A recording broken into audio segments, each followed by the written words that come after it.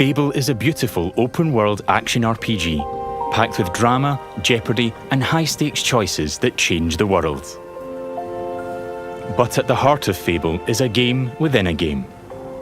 An endless, interconnected life sim where you'll be remembered for changing people's lives, building property empires, manipulating the economic fate of entire settlements, and more. And as you do all this, you'll build different identities and experience a complex, nuanced morality that is so much more than good versus evil. It's what you'll do in Fable when you aren't saving the world, and we call it building an extraordinary life. Let's dive in. Here I am in the middle of Oakshire, one of the 6 regions in our visually diverse open world. It's characterised by beautiful rolling hills and lush, colourful foliage, inspired by the British countryside. There are settlements of different sizes throughout the world, each with their own population, traits and landmarks. Albion is full of variety. We can see one of those settlements up ahead. Silverbrook, a peaceful farming town and the largest settlement in Oakshire.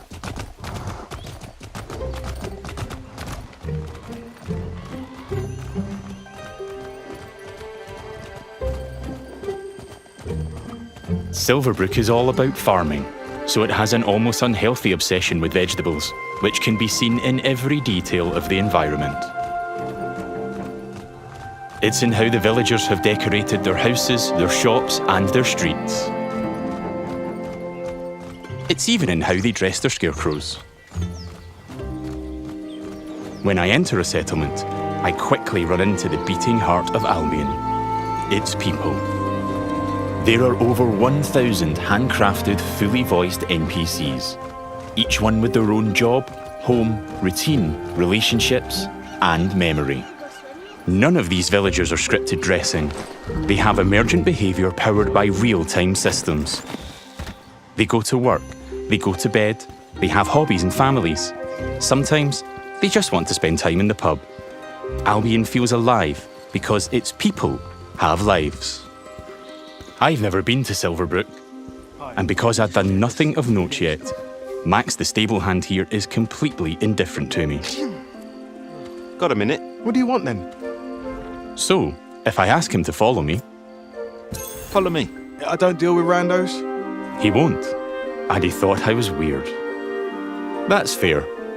Right then. Bye. Well, and there you go, I guess.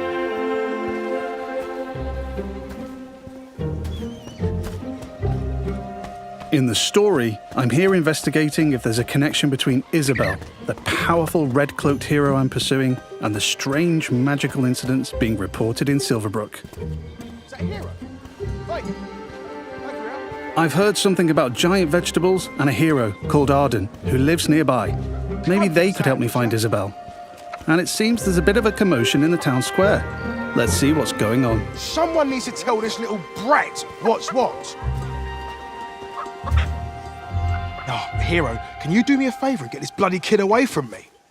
No! I won't let you kill Colin! Hero! You have to stop him! Look, kid, I'm a butcher, and Colin's just a pig. Do I need to spell it out?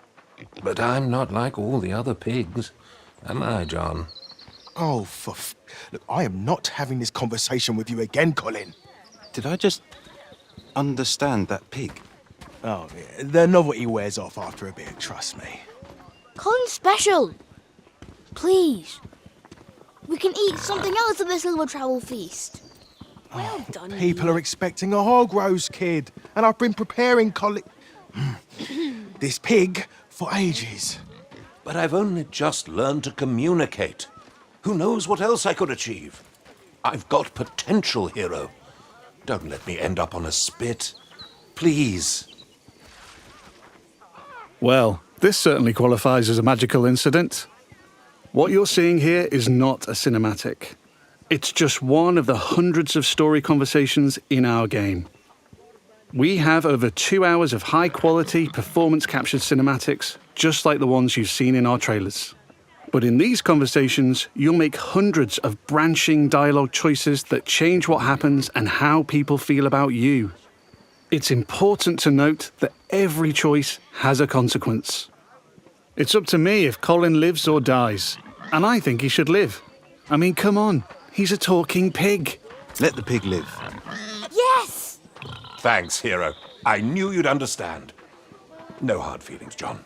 You don't make the decisions here. This is my pig, bought and paid for. I can see his point, so I'm going to pay the butcher. What's the pig worth to you? I'll cover it. Oh, it's not just a pig. It's provisions, labour, faff. We're talking thousands. 2,000 gold. That seems pretty steep. All right, Colin's worth it. Here. This should cover your expenses. Fine. Those rumours about Dave's veg better be true. Feast going vegan this year. Hero, you saved Colin. Mum gave me these, but I think you deserve them more. Thanks. Maybe you could help me back. The guild sent me. There's been reports of strange things happening around here. Like what? Who's in charge around here? And where's Arden, the hero? Arden doesn't really come around here anymore. You should try the sheriff. His office is nearby. Come on, Colin. Let's go.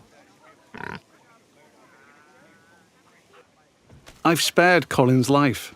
I've also gained reputations as virtuous and shrewd. In Fable, every action generates local reputation.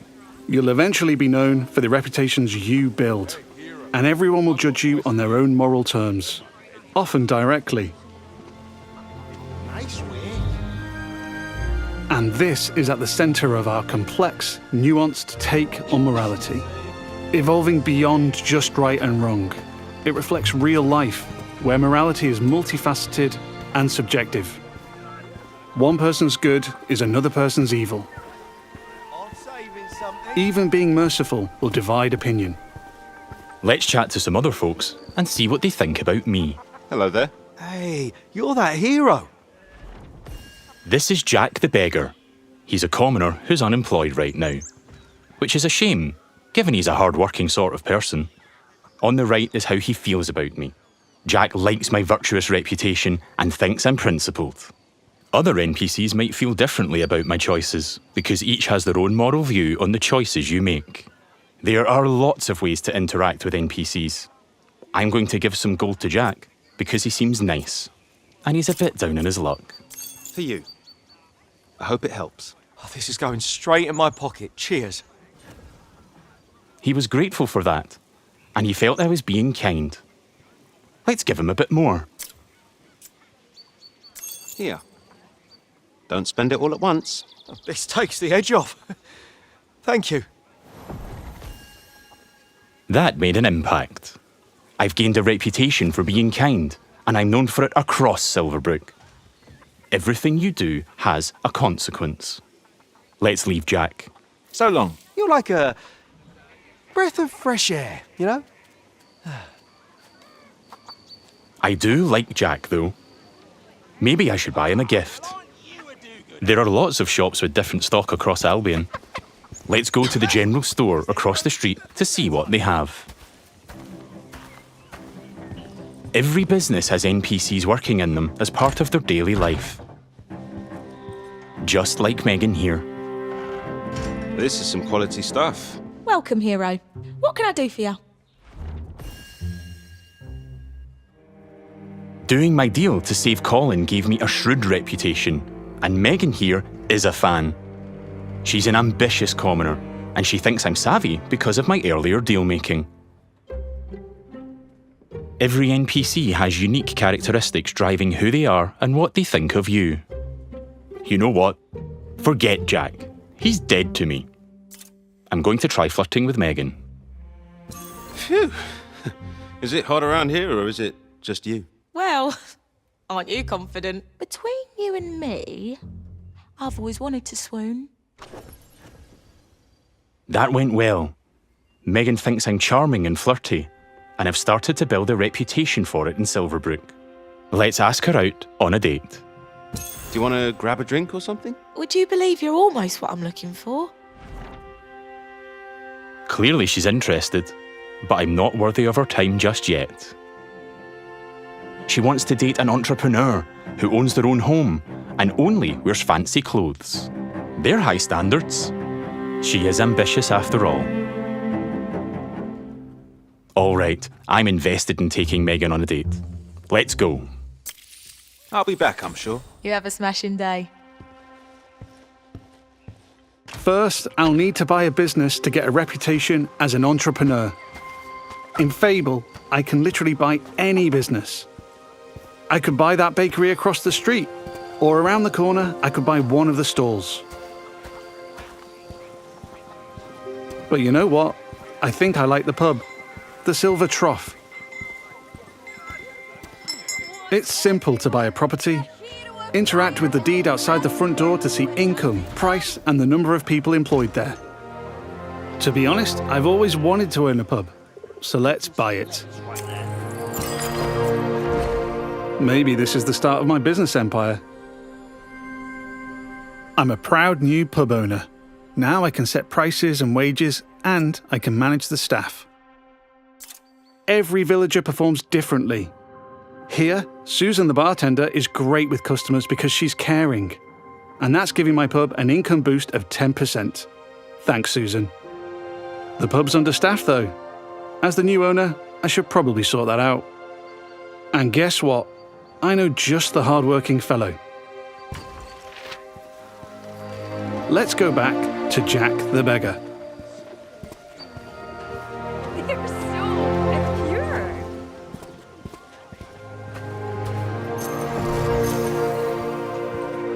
I've also gained reputations as an entrepreneur and as rich, because I bought the pub and it cost me a ton of gold.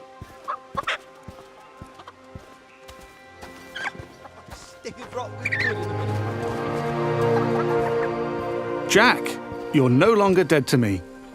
Hi there. Hey, you.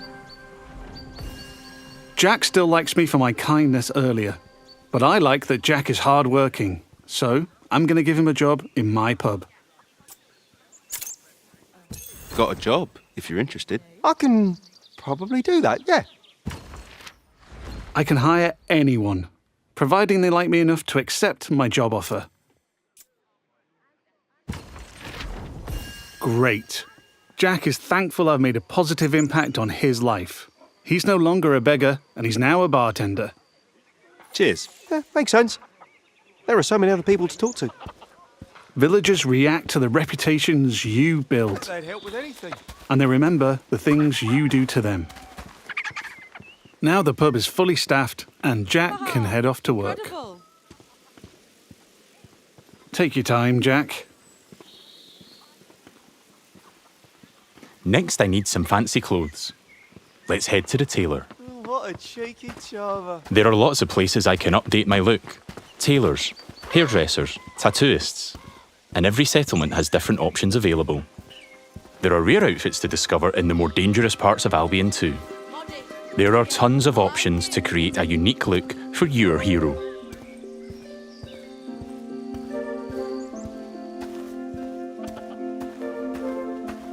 This place looks fancy. Let's head inside.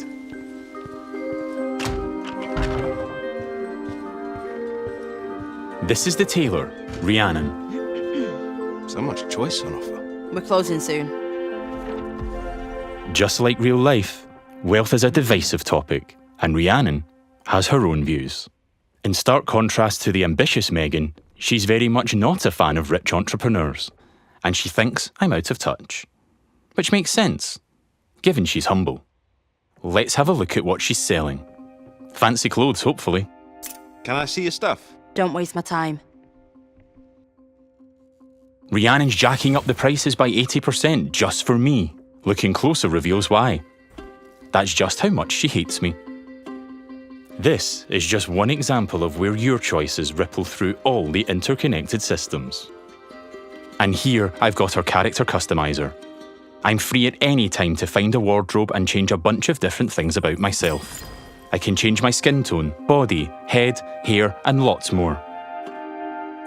In the tailor, I can only buy clothes, But there's over 120 different shops in Albion, each with their own stock and items to buy. Let's finish my outfit with some fancy shoes.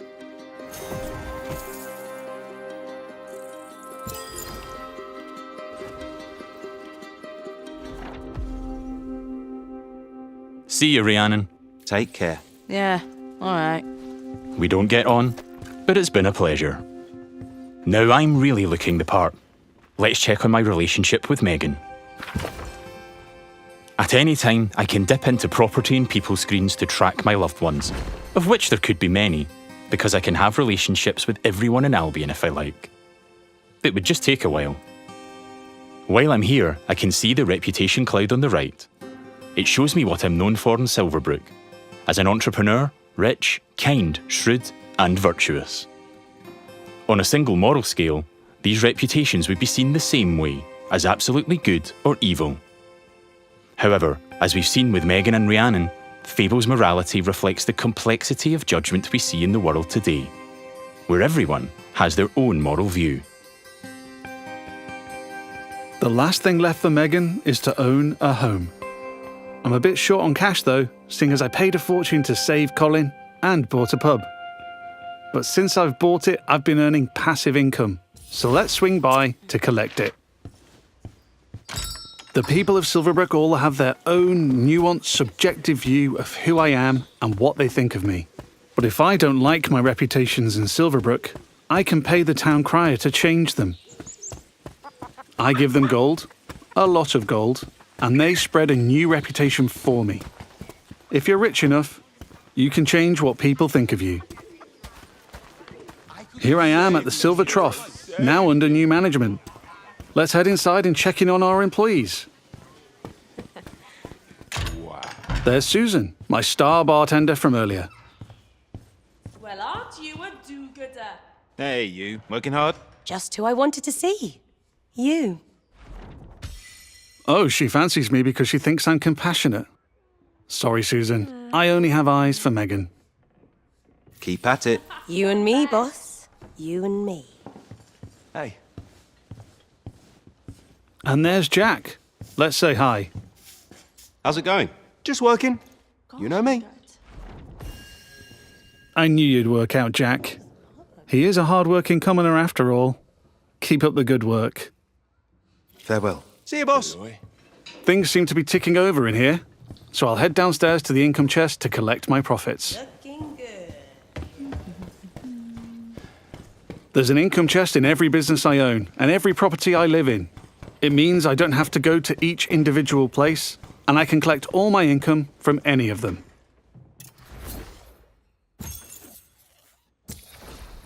I've got a decent amount of gold now. Time to pick off the last thing on Megan's list. Owning my own property in Silverbrook. Let's go house hunting. I can buy literally any house in Albion. It would just take a while, and quite a bit of gold. But I like the look of this one. Nice garden, rural views, weird hairy pig statues out front. Let's have a look. Looks like I don't quite have enough money. That's a shame, but one thing I can do is pick up a shift at a job. There's a blacksmith just down the road.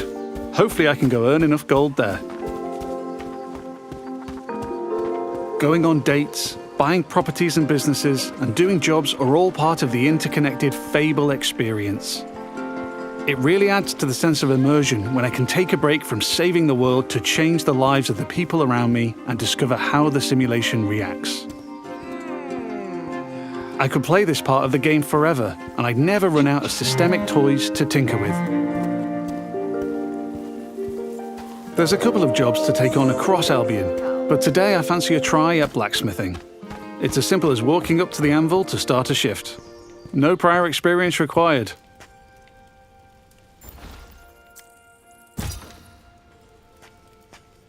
In the interest of time, we've reduced the time limit here, but regardless, it's a classic case of risk versus reward.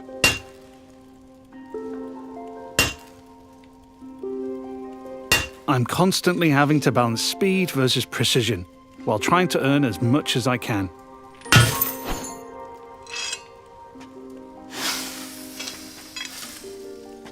I need to hit all the hotspots to complete an item, but if I manage a perfect hit, just like that, I earn a multiplier on my gold.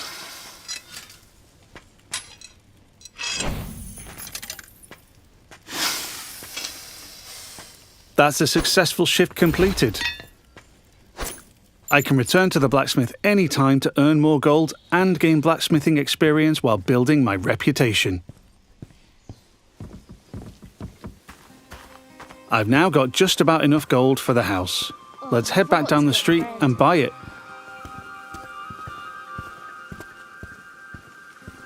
There are guards stationed in every settlement.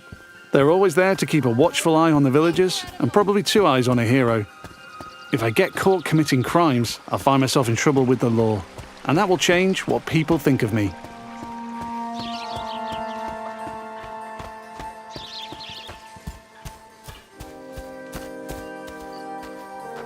We're back.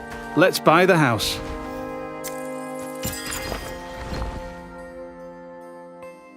Now I'm the owner, I can hike up the rent or even make it free if I'm feeling charitable. I can manage my tenants too. I can let them stay and keep collecting the rental income, but I want to move in myself, which gives me the choice to just chuck them out on the street or be nice and give them a bit of gold to leave. And if I chuck them out, that would cause me to be known as heartless. And I'm trying to be nice right now in case I ruin things with Megan.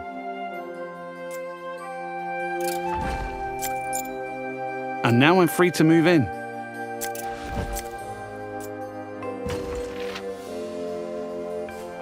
Let's look around. Home sweet home. I can buy any house in Albion. And while this one lacks some square footage, there are huge houses, even mansions I can buy throughout the game. Looks like the tenants left some stuff behind. Offal fans, apparently. Wherever I live, I have access to my income chest and wardrobe, so I can collect all my gold and change my appearance whenever I like. That was the last thing on Megan's list. Let's head back to the general store. Fable has a dynamic time of day that changes what people are doing throughout their routine. It's still the afternoon, so hopefully Megan is still working. If I'm too late, she'll be back home in bed. And there's my new pub with some customers in the beer garden.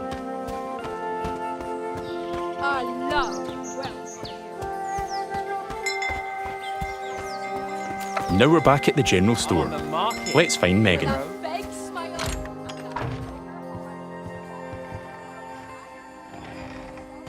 Just the person I wanted to see. Still interested? I've ticked off all Megan's dating goals, so now my chances of romance are much improved. Let's ask her on a date again. How about a date? A date? Oh, I'm chuffed to bits. I can offer a gift to increase my chances of a date being a good one. As tempting as my new offal is, I'm going to give Megan flowers instead. I think she'll like them more.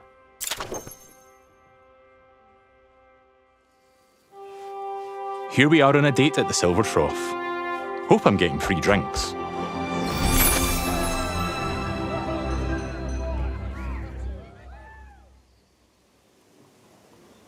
Looks like it went well. That was quite the date, hero. Loved it. Hey, you. Oh, hero. Yeah, that date was just brill. Megan found me quite charming. I'd like to make things official, so I'll ask her to be in a relationship with me. So what do you say? Ready for something more? And what a lovely couple we'll make. Whatever comes next, I'm with you. It's official. That's not the end, though. I could build this relationship a lot more. We could get married, which comes with its own set of goals. We could move into my house and start a family. And I can even hire her for one of my businesses. Things could go the other way too. I could break up with Megan, or divorce her in future. Or I might make choices that make her divorce me. There's lots of ways I could change her life, and she'll remember. But we've seen enough romance for now. Bye, Megan. I have to go. But you're welcome to watch me leave. You have a lovely time, sweetheart. Before we go, I've only really demonstrated what it's like being an upstanding citizen in Silverbrook.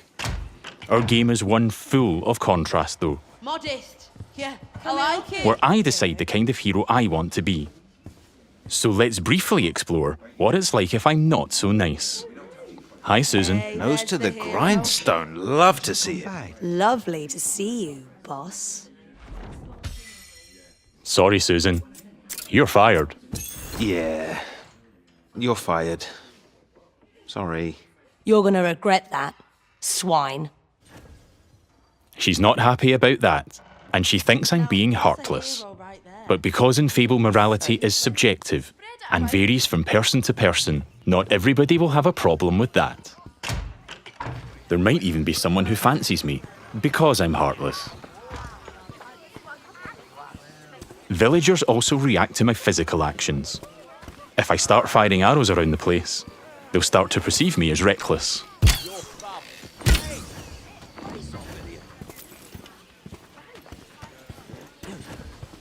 I can even take pot shots at the locals if I want.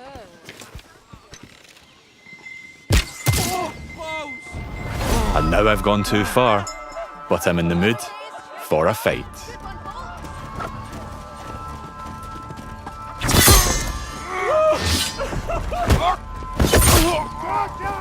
In Fable, you can express yourself with your own combat style, combining strength, skill, and will in style-weaving combat. You choose the weapons, skills, and abilities you want to use and blend them seamlessly together.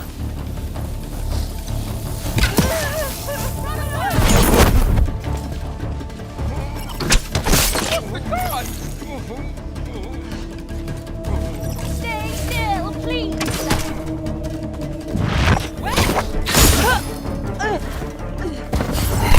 Do I kill them all?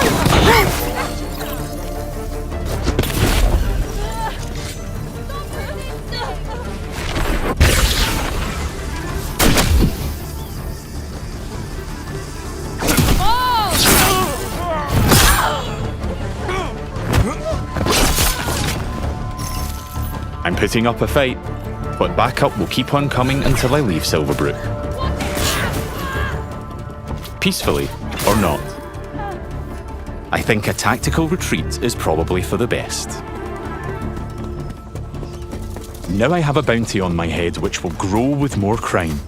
I can immediately pay it or pay a reduced fine if I spend long enough out of town. My reputations don't disappear with my bounty though. Once I'm known as a killer and a criminal, it'll stick with me until I put in the work to change what people think. Or until I've made an expensive visit to the town crier. Because the people in Albion remember what you do.